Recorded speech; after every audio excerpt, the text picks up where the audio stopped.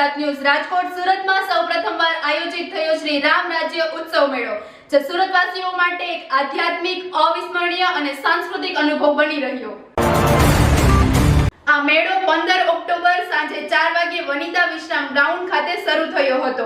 મેળાનું મુખ્ય આકર્ષણ એ છે કે મુલાકાતીઓ અયોધ્યા મંદિરની ભવ્ય ઝલક, પ્રભુ શ્રી રામના દર્શનનો આનંદ લઈ શકે। પ્રવેશવાળા મુખ્ય દ્વારને વિશાળ અયોધ્યા નગરીની શણગારથી સુશોભિત કરવામાં આવ્યું છે। વધુ સમાચાર માટે જોડાયેલા રહો RP Gujarat news Rajkot. Okay જી, આપનું નામ? બ્રિજેશ પટેલ।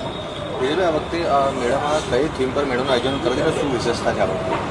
આ વર્ષે અમે રામ રાજ્ય ઉત્સવ મેળો એટલે કે અયોધ્યાની રામનગરી અમે બનાવવાનો પ્રયાસ અહીંયા કર્યો છે। અને આ બનાવવાની પાછળનું રીઝન, કારણ એક જ છે કે અત્યારની જનરેશન એટલે કે બાળકોને રામ ભગવાન, શ્રી રામ ભગવાનના જીવન ચરિત્રની માહિતી ખૂબ જ ઓછી હોય છે। તો અમે એવો પ્રયાસ કર્યો છે કે અત્યારના બાળકો અને સુરતની જનતાને અયોધ્યાના રામ મંદિરના દર્શન કરાવવા અને છોકરાઓને અમે ભગવાનની ઝાંકીઓનો એટલે ભગવાનના જીવન ચરિત્ર પરની ઝાંકીઓ બતાવવાનો પ્રયત્ન કર્યો છે।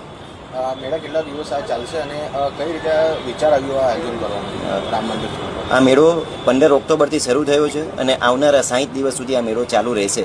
અને આ બનાવવાનો વિચાર એક જ કે 2025નું વર્ષ એટલે કે આખા ભારત દેશમાં જ્યારે રામ ભગવાન માટેના પબ્લિક ગેલી થઈ હોય તો આપણું સુરત કેમ પાછું રહી શકે? તો અમે એ ઉદ્દેશથી અમે રામ મંદિર બનાવવાનો પ્રયત્ન કર્યો છે। કયા પ્રકારની રાઇડ્સ છે ને આ વખતે કઈ પ્રકારની નવી રાઇડ્સ મૂકવામાં આવી છે? આ વખતમાં બધી પબ્લિકને ભગવાન શ્રી રામના અયોધ્યા નગરીથી લઈને શોપિંગના સ્ટોલ્સ અને રાઇડ્સ પણ એવી વિવિધ પ્રકારની રેન્જર છે, સુનામી છે, ટાવર્સ, આ બધી રાઇડ્સ પણ આપણે આમાં આ વખતે લાવ્યા છીએ।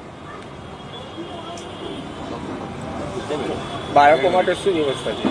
બાળકો માટે કે અત્યારની જનરેશનના બાળકોને ભગવાનના જીવન ચરિત્રની માહિતી મળી રહે અને ભગવાનના દરેક ઉદ્દેશની માહિતી મળી રહે એવો અમે પ્રયત્ન કર્યો છે। અને એની જોડે જોડે બાળકો માટે શોપિંગ સ્ટોલ પણ છે અને બાળકોની રાઇડ્સ પણ આ વખતે ઉપલબ્ધ છે। ફાયર સેફ્ટીની કેવી સુવિધા છે? ફાયર સેફ્ટીની પણ બધી જ સુવિધા આપણે ત્યાં અવેલેબલ કરેલી છે। કેટલી કેપેસિટી છે?